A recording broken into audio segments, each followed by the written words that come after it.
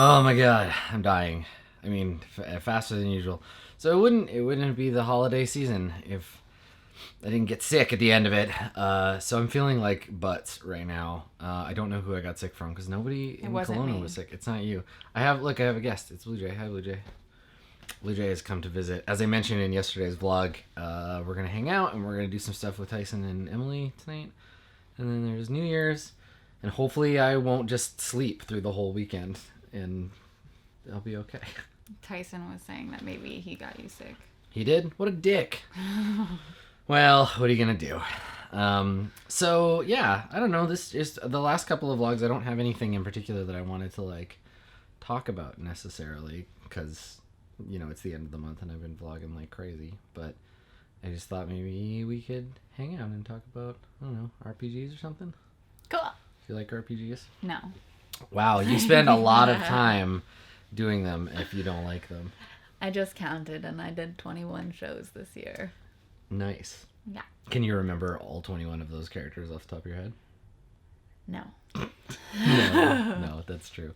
But I mean, a lot of those are like one shots and stuff, right? Yeah. One of them was like we filmed it, I was paid for it, and then it never saw the light of day. Oh, weird. And really? then yeah. Oh, that's so funny. And one of them, we filmed it, and the person who's supposed to be like editing it and putting it out is just really it just didn't happen. Really behind. Yeah. And then one of them we recorded it for a podcast, and it'll be out in like February. Mystery shows, that's cool. Mm-hmm. That's so weird, the idea of like recording for YouTube instead of like streaming on Twitch. Yeah. It doesn't even occur to me that that's a thing people do, but I guess they do. Uh-huh. Yeah. So I mean, obviously they weren't all D&D, right? Like you played some other games. What other stuff did you play? I played Burning Wheel was at the beginning of this year. Uh-huh. And I played a Dungeon World. I did my first GMing. That's right. That was this year. And Star Trek Adventures. Mm-hmm. I did 2 different Star Trek Adventure shows. The one I GM'd and then the one I played in. Do you like that Star Trek game? I like it, but it's overly complicated and not well edited. So I think that the second version, if like they get someone to do another editing pass, it just needs to like clarify some stuff. It's like the hardest part about reading any role-playing game book is that it's like trying to teach you the game, but also be a reference for the game, and also be like an artistic like thing that conveys tone, and then you lose something somewhere. Mm-hmm. So you found you had to like dig around a lot to get the rules squared away. Yeah, and like there's something to come from like everyone knows the rules for D&D a lot better because it's played more and you watch it more. Sure. Star Trek Adventures, I've only played the 2 shows and like the number of hours is probably relatively low, but it just didn't get easier to like remember things. You had to like sort through pages, and so I just think that it just needs to be a little bit clearer, which an editing pass would do. I mean, Star Trek, like in my memory, there's never been like a really good. This is the first like what I would consider to be like a playable Star Trek game. Like there's some crappy old ones from the early 80s, and I think Decipher made like a bad Star Trek game. I can't remember, but like this one actually, like when I got it, I was like, I would maybe play this, even though it's definitely playable. It's just when you get to like flying in combat and stuff, right. It can be just a little bit complicated. I played City of Mist. We were talking about that on stream today. City of Mist is a game that I have and have flipped through, but I really it's just there's so much book. Like, no, I don't. I feel like I need someone else to just tell me how it works because I don't want to read 8,000 pages. I don't know. It's fairly simple for how dense the book is. Right, why? That's the thing that never made any sense to me. Like, everybody that I talked to about City Mist, they were like, oh, the quick play rules are better. And it's like, well, then why is there this big book with all this stuff? Well, because there's a lot of setting information. Like, there's a setting. There's NPCs that come with the setting. Setting. Blech. City of Mist is an actual place. So there's a ton of setting information that you can use to color your own games if you were playing in the city, which I think is what makes up a lot of the fatness of the book. But yeah, I played City of Mist. I played RuneQuest.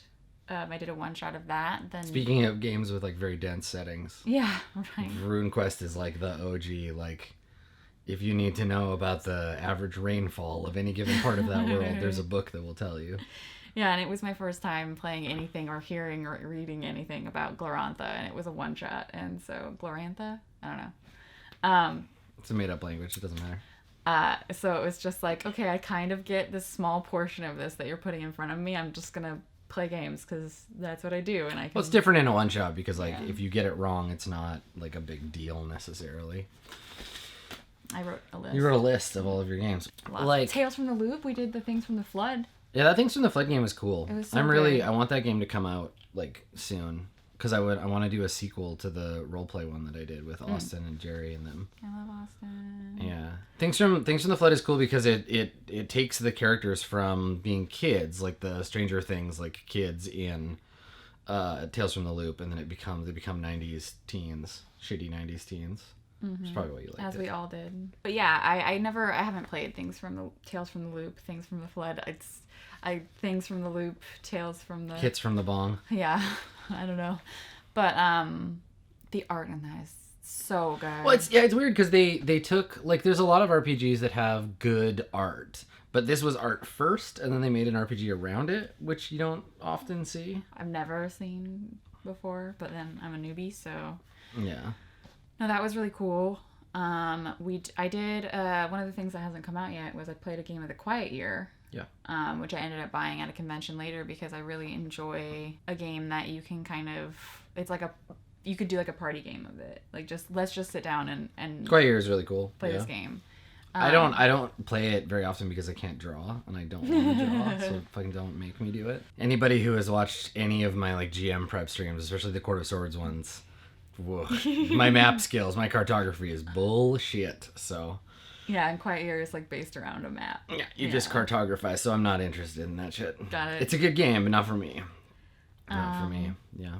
I played Stars Without Number. Is there anything that you want to play in, like, the new year? Anything you're, like, or play more of? Well, Burning Wheel, obviously, is still precious. Always. And we've talked a little bit about, like, wanting to do more or, like, of the same when Andrew, because they're settling in get again, squared away. Or, like, doing a new, different Burning Wheel would be fun. I am gonna be GMing again in the next year. All right, cool. What are you doing, GM? Stars Without Number. I have, like, a seed for less, because Star Trek is great, and I love Star Trek, but there's a point at which it gets very Star Trek.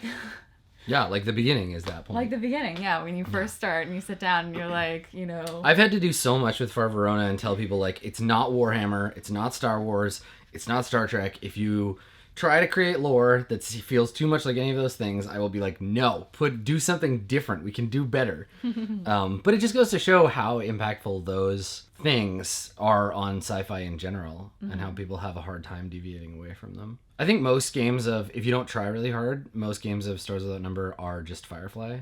I was going more for the beginning of Alien, when they're, like, on the, like, long haul cruiser. The Nostromo. Yeah. The Expanse minus the, like, murder mystery. Just kind of, like, grungy sci-fi future where, like, you work a blue collar job, but that blue collar job is, like, cutting ice off of asteroids from the rings of Saturn or whatever. Yeah, well, that's the core model of that game, right? It comes from Traveller, and that idea of, like, you have a ship and you don't own it and you're trying to pay it off by, like, moving stuff around the universe.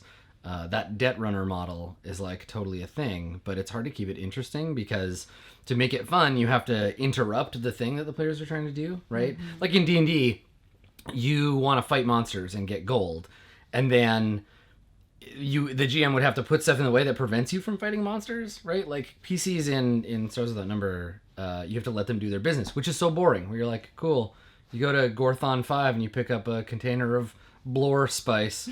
Now you got to fly it to Gorthon 4. Oh, there you go. You got there with 2.6 mega days left, and you make a 14% profit margin. Congratulations. Now you can buy another Blore spice container for your shit. Like, it's not by default. That's what Traveller, like, That's what Traveler very much was for a long time, where you're just like, yeah, spices, yeah, moving stuff around, like picking up fuel, and like I think you can make that fun, but it's hard because as a GM you got to push on the thing they're trying to accomplish, but not so hard that it derails the game. I think this is a problem that like Dave particularly is having with Dragon Heist, because in Dragon Heist you're fight killers who are good at fight killing, so kill things and fight stuff, and then the adventure's like, don't kill anybody. It's against the law. I thought Dave's been doing a pretty good job. Well, yeah, no, he is, but like I've been like, no murder. Right, but he made his character specifically to be like, I am a robot built for killing. Yeah, it's been a busy year for RPGs. Lots of like good stuff going on, and like a ton of like new shows starting. Wizards Channel is just like crazy busy. Yeah, you look at their schedule every week, except for obviously right now. Right now it's just empty, but yeah. And it's just like Legos at just something at every moment of every day. Different shows. It's interesting because it's a really different model than the way we do it at Roleplay, where we just have like 3 shows and then one shot sometimes. Well, but also it's like Roleplay is not a full-time thing. It's JP's channel. Yeah, that's true. Yeah. And I mean, D&D is trying to sell a product, right? They're trying to sell Dungeons and Dragons books. So it behooves them to have like a ton of stuff.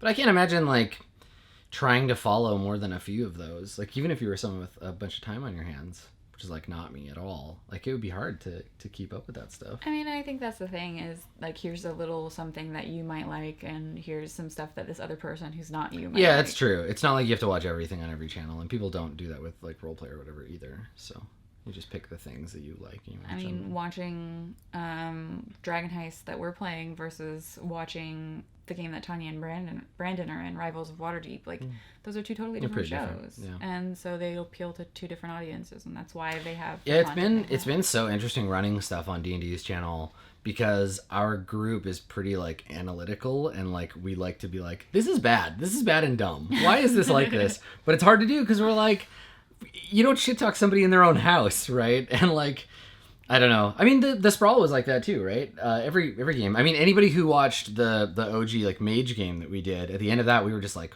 fuck this. Fuck everything about the systems in this game. The characters we came up with were cool, but we hated everything else. But it's different when you're like on there. Like, I'm so curious about Mad Mage, just to see like who's gonna like it and if it's gonna be fun. Yeah, I am too. Some of the stuff with Tomb was good, and some of the stuff with Tomb was not my shit. Yeah, totally. And it's so different for players versus the DM, where like for me, I want to make sure that everything runs smoothly and that the audience is having a good time, and you guys have to like solve the puzzles and like fight the monsters, and it's tough. It's, you know, since the 70s, it's never been something that there's like a good solution to, where you're like, this is dumb. My character would just know this by now. Yeah, my character has 18 in. Why can't they solve the puzzle matter. and not me? Yeah. I don't want to do it. And that's the thing is like, you know, you get DMs who are like, well, you have to roleplay the wisdom and intelligence and charisma. And you're like, great. So even though my character is like really good at this stuff, I am not. So my character gets Fuck 8. me, I guess. My character gets 8 intelligence because that's what I have. Yeah. Well, I'm looking forward to it. We're going to finish up Heist, and we're going to try Mad Mage and just kind of keep doing that, and that'll be cool. Yeah, I've got my live show in January, and I want to do a one-shot. Sorry. Thanks. I want to do a one-shot of something in the new year, but I don't know what. I guess maybe we'll see when Things from the Flood comes out. But yeah, RPG stuff. RPG. How long have you been playing RPGs now? Almost 3 years. Damn. You're like a pro. No? Just a pro at playing clerics. I mean, not even that. There's so many domains that I haven't played yet. That's true. Well, I'll just kill Makaria for you. No. Yeah, now you're attached to her. I love her.